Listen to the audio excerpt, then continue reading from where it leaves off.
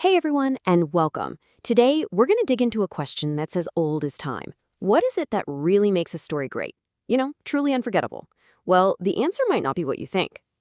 So let me ask you something. You ever get that feeling maybe you're a writer staring at a blank page, or you just walked out of a movie and thought, that felt kind of familiar? It's that nagging sense that maybe, just maybe, there are no truly new ideas left.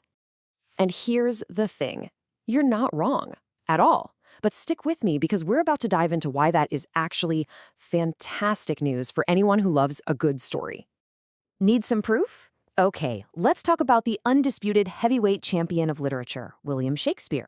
Almost all of his legendary plays, we're talking Romeo and Juliet, Hamlet, the whole shebang, were actually just brilliant reinterpretations of old folklore or historical events he'd read about. He wasn't so much an inventor as he was a master remix artist. And all of this points to our first big idea. It's time to bust what we're calling the myth of originality. You see, the reason we keep seeing these same patterns over and over again is because of something called archetypal memory. It's this idea that we as humans are literally hardwired to connect with the same basic story structures. Heroes, villains, journeys. It's all baked into our collective DNA. We're just programmed to love. And just how limited are these templates? Well, the author John Gardner famously said there are really only two stories. And if you stop and think about that for a second, they're really the exact same story, aren't they? Just told from two different points of view. Pretty wild. And what's amazing is how these core templates can be endlessly remixed. Take the whole star-crossed lovers plot from Romeo and Juliet. That story has been turned into a musical with street gangs, a zombie romantic comedy, and even a martial arts action flick. See, the skeleton is always the same, but the flesh and blood, that's what makes it feel brand new every time. So, if the plot isn't the original part, then what is, right? Where does that storytelling magic actually come from? Well, that brings us to our next big idea. It's not about the what, but the why. This, right here, is the absolute core of it all. True originality doesn't come from some crazy, never-before-seen plot. No way. It comes from the unique inner world of the characters, what they care about, why they make just awful mistakes, and how they are forced to change. That is the good stuff. A really great way to get your head around this is to think about the difference between a trip and a journey. A trip just moves you from point A to point B. It's external. But a journey is different. It's both outer and inner movement. It changes you. And that transformation, that's the beating heart of a great story. And this is the first of three engines that really drive a story. We'll call it the journey of transformation. Now, this can be a physical journey, like in Eat, Pray, Love. Or it can be totally psychological, a character moving from, say, bitterness to hope, or from total confusion to clarity. Okay, engine number 2 is all about tension, and it's created by this constant push and pull. When a character gets closer to what they want, we call that a connection. And we're cheering them on, right? But then they get pushed further away, that's a disconnection, and suddenly we're leaning in, anxious to see what happens next.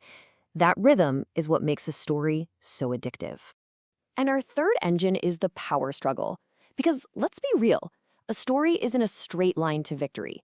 It's this messy, zigzagging battle where our hero gains a little power, then loses it, over and over again. And that struggle can be against a villain, against nature, or sometimes even against a part of themselves. So we've got transformation, we've got tension, and we've got a power struggle. But how in the world do you put them all together? Well, that brings us to our final section. A simple but incredibly powerful blueprint for any story. To make this super easy to remember, novelist Hannah Tinty came up with this brilliantly simple model. She maps the structure of a story right onto a stick figure of the human body. It's awesome. Okay, so here's how it works. You start with the feet, which is the setup. It gives your story a solid foundation to stand on. Then you move to the knees. That's the propelling event, the moment that bends the story and gets it moving. Next, you have the sexy parts. This is the escalation, where things get juicy and the conflict really heats up. The heart, of course, is the climax, the story's big emotional peak. And finally, you get to the head, which is the resolution, where the character and us get to think about what it all meant. Let's see this blueprint in action with a really short poem called Oranges. The setup? A boy wants to take a girl on a date. The propelling event, the knees, they go to a candy store.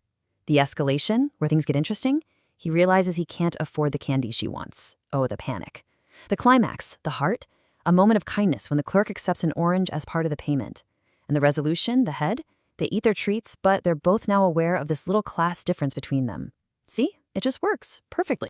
So when you boil it all down, here's the crucial point. The plot, the what happens in a story, that's just the skeleton. It gives it a shape that we all recognize. But the why, the unique emotional journey of that one specific character, that is the soul. That's what makes it feel alive. So remember, a great story isn't about inventing something totally out of the blue. It's about transformation, it's about tension, and it's about the struggles that change us. Which kind of leads to one last question. Every life is a story. What makes yours compelling?